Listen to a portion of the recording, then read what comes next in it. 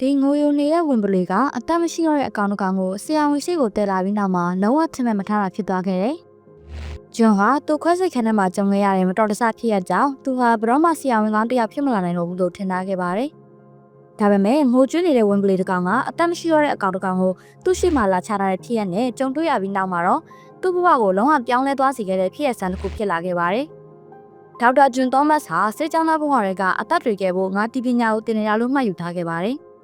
သူရွေးချယ်ခဲ့တဲ့အလုပ်ကိုလည်းသူကအရန်သဘောကျပြီးကဘာကြီးမှာကောင်းတဲ့အရာတွေဖြစ်ပေါ်လာအောင်လုပ်ပေးဖို့သူကဆရာထက်တန်နေခဲ့ပါတယ်။စိတ်ပညာကိုနှစ်တွေအများကြီးကြာအောင်လေ့လာခဲ့ပြီးတဲ့နောက်ဂျွန်တယောက်သူ့ကိုယ်သူယုံကြည်မှုစဆုံးရှုံးလာခဲ့ပါတယ်။အချိန်ကြာမြင့်လွန်းတဲ့အလုပ်ဖြစ်တာကြောင့်ဂျွန်ဟာအားရင်ကုန်လာသလိုခံစားရပြီးအလုပ်မှာသူတာဝန်ယူထားတဲ့လူနာ2ယောက်တည်သွားတာပြင်ခံစားရတဲ့စိတ်ပိုင်းဆိုင်ရာဖိအားတွေကြောင့်စိတ်ဖိစီးလာခဲ့ပါတယ်။သူဟာလူနာတွေရဲ့အသက်ကိုကယ်တင်ဖို့နိုင်ရီအများကြီးကြာအောင်ကြိုးစားခဲ့ပေမဲ့လူနာတွေရဲ့အခြေအနေဟာမြန်မြန်ဆန်ဆန်ယိုယွင်းလာခဲ့ပြီးအဲ့ဒီအခြေအနေကိုတားဆီးဖို့အတွက်လည်းသူဘာတကုမှလုံးမပေးနိုင်ဖြစ်ခဲ့ရတာပါအခုအညီမရရှုံးလိုက်သူတယောက်လိုခံစားနေရတဲ့ခံစားချက်ဟာဂျွန်ကဆရာဝန်တယောက်အနေနဲ့သူ့ရဲ့စွမ်းရည်တွေကိုမေးခွန်းပြန်ထုတ်ရတဲ့အထိသူ့နှလုံးသားထဲမှာအကြာကြီးရှိနေခဲ့ပါတယ်လူနာတွေတက်တာပြောင်းကင်းအောင်လုပ်ဖို့နဲ့အသက်တွေကယ်ပေးဖို့သူ့ကိုတယောက်ယောက်ကအမြဲတိုက်တွန်းနေရလို့ဂျွန်ကယုံကြည်ထားခဲ့တာပါအခုချိန်မှာတော့သူ့ကိုအဲ့လိုတိုက်တွန်းနေတဲ့လူသူ့မှာရှိသေးရဲ့လားဆိုတာကိုဂျွန်တယောက်အသေးချာမသိတော့ပါဘူးတငယ်ချင်းတွေကခွင့်ယူပြီးစိတ်တွေလန်းဆန်းဖြစ်သွားအောင်တနေ့ရာကိုခရီးထွက်ဖို့ဂျွန်အကြံပေးကြပါတယ်။သူတို့ပြောသလိုခရီးထွက်မယ်ဆိုရင်ဂျွန်ရဲ့မိဘတွေမှာသူငယ်ငယ်ရွယ်တွေကအမှတ်တရတွေအများကြီးရှိခဲ့ဘူးတဲ့တောဆက်ကတစ်လုံးအိမ်ဟာသူ့အတွက်အကောင်းဆုံးနေရာပါပဲ။ဒီလိုတွေးလိုက်တော့တောရဲ့ရနံ့တွေသူ့ရဲ့6တွေရဲ့ထင်းမိဘရဲ့ရနံ့တွေကိုဂျွန်တယောက်ပြန်လည်နေအောင်ပြီးငယ်ဘဝကိုပြန်ရောက်သွားသလိုခံစားလိုက်ရပါတယ်။တကယ်အဲ့ဒီတောရဲကိုရောက်သွားချိန်မှာလည်းဒီခံစားချက်အတိုင်းပဲဂျွန်ကခံစားနေရပြီးတောရဲကိုနတ်တနက်အောင်ဝင်လာမိချိန်မှာတခုခုဒါမှမဟုတ်တရားရောက်ကသူ့ကိုစောင့်ကြည့်နေတယ်လို့သူ့နောက်ကလိုက်လာနေတယ်လို့မျိုးခံစားလာရပါတယ်။သူကခလေးဘွားကိုစိတ်ကူးရင်ပြီးသွားချင်တာကြောင့်အဲ့ဒီလိုတရားရောက်သူ့ကိုစောင့်ကြည့်နေတယ်ဆိုတဲ့ခံစားချက်ကိုသူကပျောက်သွားစေချင်ပါတယ်။ဒီလိုပဲသူအကြာကြီးဆက်ပြီးခံစားနေရပေမဲ့တောထဲမှာတိတ်ဆိတ်နေတဲ့အရာကိုခံစားရင်းနဲ့ဂျွန်တယောက်လူရာကိုခီးဆက်နေပါတယ်။သူကဒီလိုအေးချမ်းတဲ့နေရာမှာရောက်နေရတာကြောင့်အရန်ငြိမ်းချမ်းတယ်လို့ခံစားနေရပါတယ်။ဒါပေမဲ့ရုတ်တရက်ငိုကြွေးနေတဲ့ဝင်ပလေးတစ်ကောင်ရောက်လာခြင်းမှာတော့သူ့စိတ်တွေငြိမ်းချမ်းမနေတော့ပါဘူး။ဒါကသူ့ဘဝကိုသူလုံးဝစိတ်ကူးမထားသလိုပြောင်းလဲသွားစေခဲ့တဲ့ဖြစ်ရပ်တစ်ခုရဲ့အစပဲဖြစ်ပါတယ်။တရက်အိမ်ရှိမှာဂျွန်တယောက်ကော်ဖီတောက်နေချိန်အဝေးကခြုံထဲမှာဘာကောင်မှမသိလုံးထွေးနေတာကိုတွေ့ရပါတယ်။သူဟာကြောက်တဲ့လူတယောက်မဟုတ်တာကြောင့်ခြုံထဲကအကောင်ဘာကောင်ပဲဖြစ်ဖြစ်ထွက်လာမဲ့အချိန်ကြီးစောင့်ကြည့်နေခဲ့ပါတယ်။ဝင်ပလေးတစ်ကောင်ကိုတွေ့တော့သူအကြီးကျယ်ကြောက်ရွံ့သွားပြီးအိမ်ထဲကိုအများဆုံးဝင်ပြေးလိုက်ပါတယ်။ဒီအချိန်မှာသူကညီးတန်ကြားလိုက်ရပါတယ်။ဝင်ပလေးတကောင်ရဲ့အတန်ဖြစ်တာသိကြပေမဲ့အတန်ကအရန်နာကျင်နေလို့ညီးနေတဲ့အတန်လိုဖြစ်နေပါတယ်။အဲ့ဒီဝင်ပလေးရဲ့အတန်ကိုဂျွန်ကကိုညီပေးဖို့ငိုပြီးတောင်းပန်နေတဲ့အတန်လိုကြားလိုက်ရတာကြောင့်ဘာပဲဖြစ်ဖြစ်ကိုညီပေးမယ်လို့ဆုံးဖြတ်လိုက်ပါတယ်။သူကဝင်ပလေးနားကိုတရေရှိရှိဖြည်းဖြည်းလေးကတ်သွားပြီးဘာပဲဖြစ်ဖြစ်ကိုညီပေးဖို့ပြင်ဆင်နေလိုက်ပါတယ်။ဆရာဝန်တယောက်ဖြစ်တာကြောင့်ဒီဝင်ပလေးဟာဒဏ်ရာရထားပြီးဆေးကုပေးဖို့လိုနေရလို့ဂျွန်ကထင်ထားခဲ့ပါတယ်။ဒါပေမဲ့ပိုပြီးနားကိုကတ်သွားတော့ဝင်ပလေးဟာဘာမှမဖြစ်ပဲသူ့ကိုတခုခုပြောပြချင်နေပြီးငိုပဲငိုနေတယ်လို့ဖြစ်နေတာကိုတွေ့လိုက်ရပါတယ်။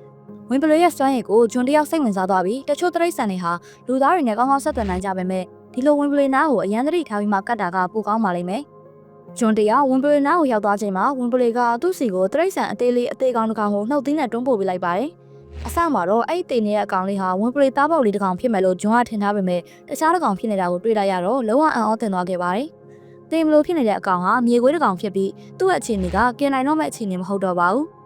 ကဲနိုင်တော့မှမဟုတ်ဘူးလို့ခံစားနေရပါမယ်လေမင်းဟာဆရာဝန်တယောက်ဖြစ်တာကြောင့်အကူညီလိုနေတဲ့လူနာကိုကူညီပေးရမှာလို့သူ့နှလုံးသားထဲကပြောနေတဲ့အတန်ကိုဂျွန်ကကြားနေရပါတယ်။ဒါကြောင့်ဂျွန်ဟာသူ့အိမ်ကိုပြေးသွားပြီးအိမ်ထဲကပစ္စည်းကိရိယာတွေကိုတည်ထုတ်လာပြီးကျင်သားရောက်နေတဲ့သူ့ရဲ့လက်တွေနဲ့အမြန်လှုပ်ရှားလိုက်ပါတော့တယ်။ဒီလိုအခိုက်အတန့်မျိုးဂျွန်အတွက်ပျောက်ဆုံးနေကြတာပြီးဖြစ်ပြီးသူ့ကိုယ်ထဲမှာငါလုံနိုင်ပါလေဆိုတဲ့ယုံကြည်ချက်ဟာလည်းအယောင်တွေတောက်ပလာသလိုဖြစ်သွားပါတယ်။ဒီပစ္စည်းကိရိယာတွေကိုသူနောက်ဆုံးချိန်ကင်ရခဲ့ချိန်ကမအောင်မြင်လို့စိတ်ပြက်ခဲ့ရတာတွေဟာအခုချိန်မှာတော့ပြောင်းပြန်ဖြစ်နေပြီးတက်ရှိအကောင်တစ်ကောင်ရဲ့အသက်ကိုကယ်ဖို့ဂျွန်တယောက်ဆရာထက်တန်နေပါတယ်။တိမ်မလို့ဖြစ်နေတဲ့မြေခွေးရဲ့အသက်ကိုကယ်တင်နိုင်ဖို့နှလုံးပြန်ခုန်လာအောင်ဂျွန်တယောက်မမောနိုင်မပန်းနိုင်ကြိုးစားနေချိန်မှာဝင်ပလေးကမနီးမဝေးကနေစောင့်ကြည့်နေပါတယ်။ဝင်ပလေးကတက်တက်လေးနေပြီးဂျွန်ကိုကူညီပေးနေတယ်လို့ပါပဲ။ဂျွန်တယောက်လက်လျှော့ကျင်နေတဲ့အချိန်မှာမြေခွေးရဲ့လက်တစ်ဖက်နည်းနည်းလေးလှုပ်သွားတာကိုသူသတိပြုမိလိုက်ပါတယ်။ဒီလိုနဲ့သူ့ရဲ့စိတ်ရင်အားပြန်ပြေးလာခဲ့ပြီးမြေခွေးလေးကိုဆက်ပြီးခွဲစိတ်ပေးနေပါတယ်။တော်တော်လောက်ကြာတော့မြေခွေးဟာတိုးတိုးလေးချောင်းဆွလိုက်တာကြားလိုက်ရတော့ဂျွန်တယောက်အရန်ပျော်သွားခဲ့ပါတယ်။မြေခွေးရဲ့အသက်ကိုသူကယ်တင်လိုက်နိုင်ပြီဆိုတာကိုအသေးချာသိသွားတဲ့အချိန်မှာဂျွန်ကလှမ်းကြည့်လိုက်တော့ဝင်ပလေးမရှိတော့ပါဘူး။တရက်ဂျွန်ဟာအိမ်ထဲမှာထိုင်နေတဲ့အချိန်မှာမြေခွေးကမီးလင်းပုံနားမှာမှိန်းနေပါတယ်။အဲဒီအချိန်မှာအကောင်ရဲ့အတန်ကိုကြားလိုက်ရတော့အဲ့ဒါဝင်ပလေးရဲ့အတန်ပဲဆိုတာဂျွန်ကမှတ်မိလိုက်ပါတယ်။ဝင်ပလေးပြန်လာလို့ဂျွန်တယောက်အော်သွားပေမဲ့ဒီဝင်ပလေးနဲ့သူ့ကြားကဆက်နွယ်မှုကိုထူးခြားတယ်လို့ခံစားနေရပါတယ်။ ဒါနဲ့ယုံကြည်စိတ်ချတဲ့စိတ်နဲ့ဂျွန်ဟာဝင်ပလီနောက်ကိုလိုက်သွားတော့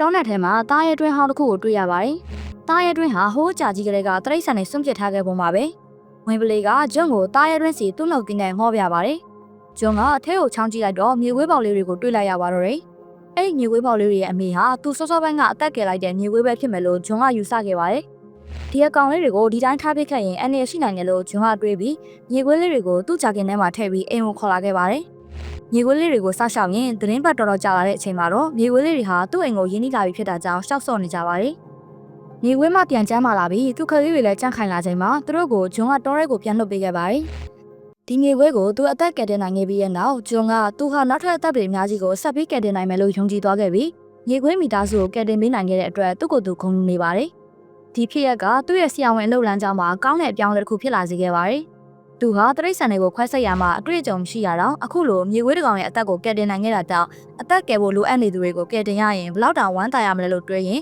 သူ့လုပ်ငန်းဝင်စီပြန်သွားဖို့ယုံကြည်မှုအပြည့်နဲ့ပြင်ဆင်နေခဲ့ပါတယ်။အထောက်တွေပြင်ပြီးလို့ဂျွန်ခတ်သွားချိန်မနီမဝဲတောဆက်တနေရာမှာဝင်ပလေတစ်ကောင်ရစ်တီနဲ့သူ့ကိုစောင့်ကြည့်နေတာတွေ့ရပါတယ်။ဒီတဲ့ချိန်မှာတော့ဝင်ပလေရဲ့မျက်နှာဟာပြောင်းထားသလိုဖြစ်နေပြီးသူ့ရဲ့အမီးကလည်းရင်းနှီးတဲ့လူတစ်ယောက်ကိုတွေ့ရလို့အမီးရနေတဲ့ခွေးတစ်ကောင်ရဲ့အမီးလိုဖြစ်နေပါတယ်။သူကားမောင်းထွက်လာပြီးရဲ့နောက်မှာတော့ဝင်ပလေဦးရဲ့အတန်တန်ကိုကြားလိုက်ရပါတယ်။ဝင်ပလေကသူ့ကိုကျေးဇူးတင်ကြောင်းပြောရင်းနဲ့လာနှုတ်ဆက်ပုံရပါမယ်။သူ့အလုပ်မှာကိုယ့်ကိုယုံကြည်မှုပြရှိလာစေခဲ့တဲ့အဲ့ဒီဝင်ပလေကိုကျေးဇူးတင်နေမိရလို့ဂျွန်ကပြောပြလေးရှိပါတယ်။